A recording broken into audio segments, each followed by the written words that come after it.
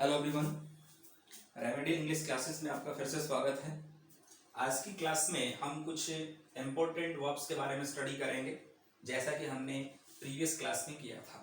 Previous class में हमने कौन कौन सी वर्ब्स का स्टडी किया था? वो वर्ब्स थी सी और हियर। ओके, उनका यूज आईएनजी फॉर्म के रूप में कहाँ होता है और वर्ब की फर्स्ट फॉर्म के रूप में कहाँ होता है। कहने का मतलब प्रोग्रेसिव टेंस में तो कहाँ उनका यूज होता है और जो प्रेजेंट सिंपल है वहां पर यूज किस प्रकार से होता है, ये हमने कल की क्लास में स्टडी किया था। तो आज की क्लास में हम और कुछ इंपॉर्टेंट वर्ब्स के बारे में स्टडी करेंगे। तो वो देखिएगा कौन कौन सी वर्ब हैं। एक तो टेस्ट वर्ब है, ओके, और एक स्मेल वर्ब है। तो इनका यूज प्रोग्रेसिव टेंस में कहाँ नहीं होता है, ठीक है, ये हम स्टडी करने वाले हैं। देखिएगा, जब टेस्ट का मीनिंग क्या हो, टेस्ट का मीनिंग जब क्या हो, स्वाद देना हो, और स्मेल का मीनिंग क्या हो, महकना हो, तब हम इनके साथ में आईएनजी नहीं लगाते हैं। स्मेल के साथ में आईएनजी लगाएंगे, स्मेलिंग होगा, नहीं करेंगे। टेस्ट के साथ आईएनजी लगाएंगे, टेस्टिंग होगा। तो ये यूज हम नहीं करेंगे जब इनका मीनिंग क्या हो जाएगा, स्वाद देना या फिर महकना। Is that clear? ये आपको और अधिक एग्जाम्पल से क्लियर हो जाएगा। फर्स्ट जो एग्जाम्पल है वो देखिएगा इसमें, a mango test sweet. Mango का स्वाद कैसा होता है? स्वीट होता है, मतलब मीठा होता है। ओके, तो यहाँ पर हम क्या नहीं कर सकते, इस टेस्ट की जगह क्या नहीं कर सकते, हम इज टेस्टिंग नहीं कर सकते। Okay, according to rule. Second जो एग्जाम्पल है उसमें देखिएगा, शुगर टेस्ट स्वीट। शुगर का स्वाद भी कैसा होता है? मीठा होता है। तो यहाँ पर हम इसको टेस्ट की जगह हम इज टेस्टिंग नहीं कर सकते। क्लियर? इसके बाद में आगे देखिएगा, ए रोज स्मेल्स स्वीट। जो रोज में गुलाब का जो फूल है उसका स्वाद भी कैसा होता है, उसमें गंध कैसी आती है, वो मीठी आती है। ओके, तो इसको हम स्मेल्स की जगह क्या नहीं कर सकते, इज स्मेलिंग नहीं कर सकते।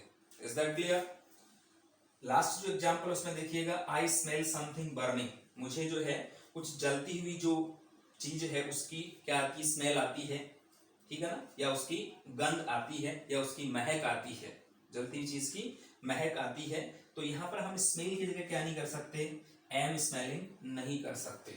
ओके, ये क्यों नहीं कर सकते? इसका रीजन फर्स्ट ऑफ ऑल आपको बता दिया गया है कि जब टेस्ट का मीनिंग जो है वो स्वाद देना, ओके, और स्मेल का मीनिंग जो है वो क्या होता है, महकना होता है। इस कंडीशन में हम क्या नहीं कर सकते, इस कंडीशन में हम किसका यूज नहीं कर सकते, इन वर्ब के साथ में हम आईएनजी का यूज नहीं कर सकते। तो ये बहुत इंपॉर्टेंट वर्ब हैं और इनका यूज जब भी हम एग्जाम में करते हैं तो हमारे यहाँ पर कॉमन एरर बहुत ज्यादा होती है, ठीक है ना। एक सिंगल वर्ड की वजह से हमारे 2 मार्क्स या 1 मार्क जो है वो एग्जाम में से डिडक्ट हो जाते हैं। तो ऐसा हमें किसी भी एग्जाम में नहीं करना है, क्योंकि यहाँ पर मैंने आपको अच्छी तरह से इसके बारे में क्लियर कर दिया है। ओके, और इसके अलावा कुछ और वर्ब्स हैं जिनका स्टडी हम जो है 1 बाय 1 अभी कर रहे हैं। तो इनका आपको विशेष जो है वो ध्यान रखना है कि यहाँ पर इनका यूज जो है वो क्यों नहीं किया जाता।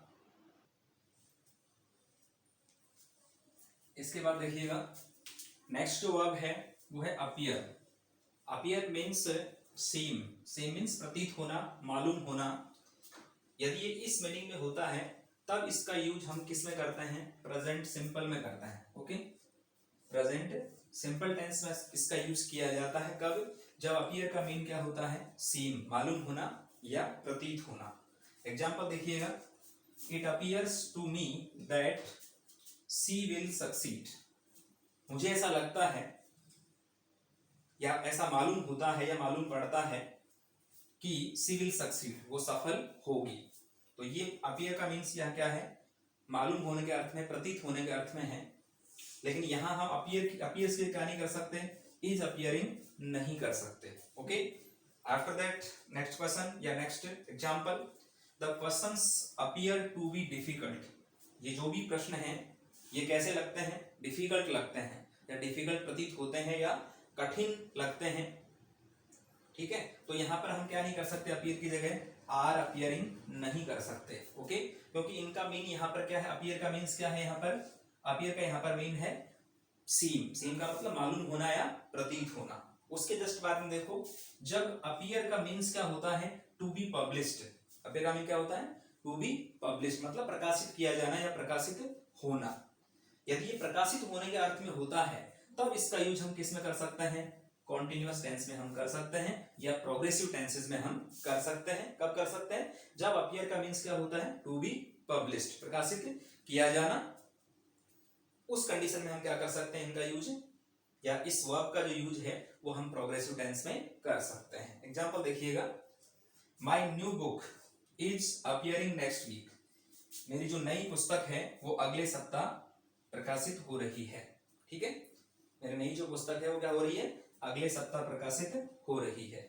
नेक्स्ट एग्जांपल देखिएगा, when is your next novel appearing, कोई पूछ रहा है कि आपका नेक्स्ट जो नॉवेल है, अगला जो नॉवेल है वो कब प्रकाशित हो रहा है। इस कंडीशन में हम यहाँ पर क्या कर रहे हैं, यहाँ पर हम कॉन्टिन्यूअस टेंस का यूज कर रहे हैं। ठीक है ना, यहाँ भी कॉन्टिन्यूअस टेंस है, ठीक है, और नीचे भी कॉन्टिन्यूअस टेंस है। ठीक है, यहाँ पर जो है सिंगुलर है नॉवेल, तो यहाँ पर इज आ गया, और यहाँ पर बुक भी सिंगुलर है इसलिए भी यहाँ पर हेल्पिंग वर्ब क्या आ गया, इज आ गया। तो ऐसी कंडीशंस में हम क्या करते हैं, इनका यूज प्रोग्रेसिव टेंस में कर सकते हैं, और कहाँ नहीं कर सकते ये आपको यहाँ पर इस अपीयर के एग्जांपल से स्पष्ट हो गया होगा, आई होप। तो ऐसी जो भी वर्ब हैं इनका हमें क्या नहीं करना चाहिए, कभी भी इनको कॉमन एरर के रूप में नहीं लेना चाहिए। इनका अच्छी तरह से स्टडी करके और एग्जाम में उसके बाद ही जो भी क्वेश्चन होते हैं उनको हमें सॉल्व करना चाहिए। इसके जस्ट बाद में जो है इसी का एक दूसरा जो है हम और मीनिंग देखते हैं, और वहां भी हम इसको किस रूप में लेते हैं ये हम नेक्स्ट जो इसका एग्जाम्पल है वह नेक्स्ट इसका जो रूल है उसके अकॉर्डिंग देखते हैं। इसके बाद देखिए अपीयर का एक यूज और है, जहां पर अपीयर मीन्स क्या होता है, प्रकट होना, मीन्स टू कम आउट, या फिर इसका मीन्स होता है उपस्थित होना, टू कम बिफोर पब्लिक, सभी के सामने आना या उपस्थित होना। इस मीनिंग में भी इसका यूज हम कॉन्टिन्यूअस टेंस में कर सकते हैं। Is that clear? Repeat again, appear means क्या होता है, जहां पर इसका मीन्स क्या होता है, टू कम आउट और टू कम बिफोर पब्लिक, या फिर अपीयर का मीन्स क्या होता है, प्रकट होना या फिर उपस्थित होना। उस कंडीशन में भी हम इसका यूज किसके रूप में कर सकते हैं, कॉन्टिन्यूअस टेंस के रूप में हम कर सकते हैं। क्लियर? देखिएगा example, the sun is appearing on the horizon, horizon का मतलब क्षितिज, जहां पर धरती और जो आसमान है वो मिलते हुए दिखाई देते हैं जब सूर्यास्त की कंडीशन आती है। ठीक है ना, या फिर मान लो सूर्योदय होता है तब भी हम ये देखते हैं, ये ऐसी कंडीशन होती है तो यूं लगता है हमें कि सूर्य शायद अंदर से जो है धरती के अंदर से निकल रहा है, ऐसी कंडीशन हमें दिखाई देती है। या फिर मान लो सूर्यास्त जब होता है तब भी सूर्य जो है जैसे कि अंदर जा रहा हो, उस वक्त ऐसा लगता है जैसे धरती और आसमान मिल रहे हो। उस कंडीशन को हम क्या कहते हैं, होराइजन कहते हैं, या फिर इसको क्षितिज भी कह सकते हैं हिंदी में। ठीक है, तो the sun is appearing on the horizon. ठीक है, सूर्य जो है वो क्षितिज पर आ रहा है या क्षितिज पर प्रकट हो रहा है। ठीक है, इसके जस्ट बाद देखिएगा example number second, now a new artist is appearing. यहाँ पर हमें क्या करना है, यहाँ पर हमें अपीयरिंग करना है, ing। Okay, now a new artist is appearing on the stage, अब एक नया कलाकार जो है वो स्टेज पर आ रहा है। ठीक है, तो ऐसी कंडीशन में हमने यहाँ क्या देखा, जब अपीयर का मीन क्या होता है, प्रकट होना, या फिर अपीयर का मीन्स क्या होता है, उपस्थित होना, किसी के सामने आना। उस कंडीशन में हम अपीयर के साथ में ing जो है वो लगा सकते हैं, या फिर इसका यूज हम कॉन्टिन्यूअस टेंस या प्रोग्रेसिव टेंस के रूप में कर सकते हैं। ठीक है, तो ये एग्जांपल आपके सामने थे जो मैंने आपको बता दी अभी। The sun is appearing on the horizon, सूर्य जो है वो कहाँ पर आ रहा है या कहाँ पर प्रकट हो रहा है, क्षितिज पर आ रहा है। और यहाँ पर now a new artist is appearing on the stage, एक नया कलाकार जो है अब वो स्टेज पे या मंच पे या रंगमंच पर आ रहा है। ठीक है, तो ये कुछ इंपॉर्टेंट वर्ब्स थी जिनके बारे में मैंने आपको एग्जाम्पल सहित जो है वो बताया, और इनका यूज हम अक्सर क्या करते हैं, एग्जाम में बहुत गलत कर देते हैं। जब हमें इनका रियलिटी में मीनिंग पता नहीं होता ना, तब इनका यूज हम डेफिनेटली गलत करते हैं, और एक वर्ड की वजह से हमारे कई बार 2 मार्क्स भी चले जाते हैं। ठीक है ना, और 2 मार्क्स की वजह से या सिंगल एक नंबर की वजह से हम किसी बहुत बड़े कॉम्पिटिटिव एग्जाम में असफल हो जाते हैं, और हमें जो मंजिल मिलने वाली होती है वो मंजिल हमें नहीं मिलती है, और उस कंडीशन में हम काफ़ी ज़्यादा डिसअपॉइंटेड हो जाते हैं। ठीक है, तो ये हमें बिल्कुल भी गलती या नहीं करनी है इस प्रकार से कि हमें इस चीज़ का पता नहीं हो और हम एक नंबर से हमारी मंजिल को नहीं प्राप्त कर सकें। ठीक है, तो ये देखना बहुत ज़रूरी था, इसलिए मैंने आपके लिए इम्पोर्टेंट वर्ब जो है वो मैंने आपको बताई है। कुछ एक दो वर्ब और बची हैं जो मैं आपको नेक्स्ट वीडियो में बता दूंगा। ठीक है ना, तब तक आप इसके बारे में स्टडी करते रहें। ठीक है, बहुत इंपॉर्टेंट वर्ब है।